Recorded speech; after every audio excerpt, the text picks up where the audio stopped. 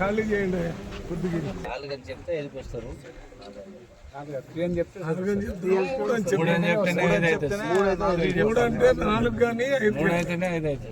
మూడింటి వరకు వెళ్ళారా సార్? అందరు రావాలి కదా.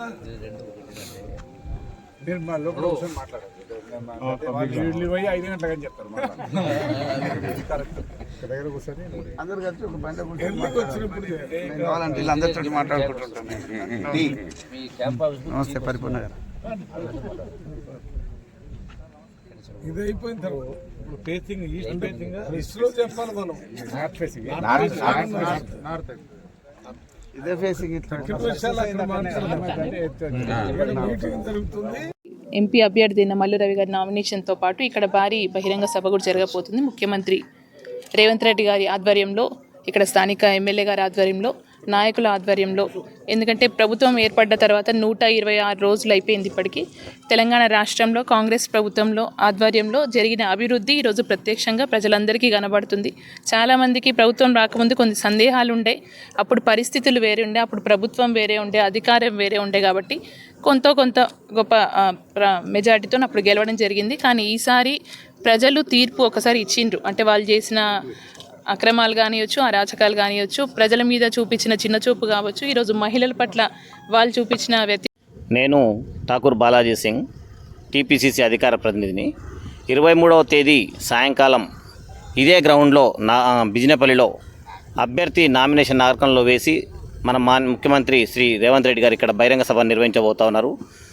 దానికి అందరూ కూడా నాగర్ కర్నూల్ పార్లమెంట్ మొత్తం అన్ని నియోజకవర్గాల నుండి ప్రజలందరూ తరలి వచ్చి విజయవంతం చేయాలని విజ్ఞప్తి చేస్తూ, ఒక అప్రజాస్వామిక పరిపాలనకు చరమగీతం పాడినటువంటి తెలంగాణ ప్రజలు ముఖ్యమంత్రి గారి బహిరంగ సభకు ఈరోజు స్థలం సెలెక్ట్ చేసినందుకు వచ్చినటువంటి పెద్దలు రాష్ట్ర మంత్రివర్యులు జూపల్లి కృష్ణారావు గారు, క్యాండిడేట్ అయినటువంటి మల్లు రవి గారు, అదేవిధంగా వనపర్తి, కొల్లాపూరు, కలవకుర్తి, అచ్చంపేటు, గద్వాల నుంచి వచ్చినటువంటి పెద్దలు, శాసనసభ్యులు, జిల్లా పరిషత్ చైర్మన్ గారు అందరికీ కూడా ఆహ్వానం పలుకుతూ, ముఖ్యంగా ఈ స్థలం ఓ సెంటిమెంట్గా ఆలోచించి ఇక్కడ 23వ తారీఖు నాడు 4 గంటలకు నాగర్ కర్నూలులో జరగబోయే భారీ బహిరంగ సభకు మరి నేను ఒక ఎమ్మెల్యేగా కలవకుర్తి ప్రజానికానికి అందరికీ కూడా నా విజ్ఞప్తి, మరి అత్యధిక నెంబర్ ఇక్కడికి వచ్చి ఈ సభను సక్సెస్ చేయాలని చెప్పేసి కలవకుర్తి ప్రజలందరినీ కూడా నేను కోరుకుంటున్నాను. అదేవిధంగా ఇప్పుడు ఉన్నటువంటి సమయంలో మనము డాక్టర్ మల్లు రవి గారికి సహకారం ఇచ్చినట్లయితే, అదేవిధంగా కేంద్రంలో ముఖ్యంగా రాహుల్ గాంధీ గారు మరి ప్రైమ్ మినిస్టర్ అవుతారు.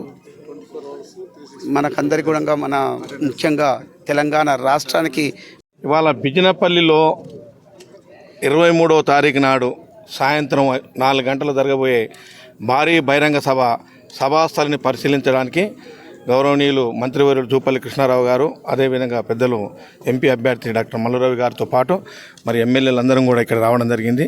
మరి వారితో పాటు వచ్చేసిన పెద్దలందరికీ నమస్సుమాంజలు తెలియజేస్తూ, తెలంగాణ రాష్ట్ర ప్రజలకు నా మనవి ఒకటే, 2009 డిసెంబర్ 9 ఇచ్చిన మాటకు కట్టుబడి శ్రీమతి సోనియా గాంధీ గారు తెలంగాణ రాష్ట్రాన్ని ఇవ్వడం జరిగింది. మరి నమస్కారం. 23 ఈ నెల 23 తారీఖు నాడు సాయంత్రం 4 గంటలకు బిజినపల్లి దగ్గర గౌరవ సీఎం గారు ఇక్కడ పెద్ద ఎత్తున మల్లు రవి గారి నామినేషన్ కార్యక్రమానికి చేస్తున్న సీఎం గారు నామినేషన్ కార్యక్రమంలో పాల్గొని బిజినపల్లిలో జరిగే బహిరంగ సభలో పాల్గొనబోతున్నారు.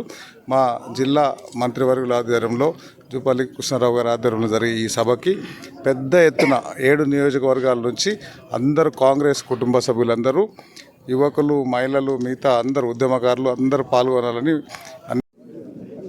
పార్లమెంటు కాంగ్రెస్ పార్టీ కంటెస్టింగ్ అభ్యర్థిగా నేను నామినేషన్ దాఖలు చేస్తున్నాను. దానికి మన రాష్ట్ర ముఖ్యమంత్రి సీఎం రేవంత్ రెడ్డి గారు కూడా వస్తున్నారు.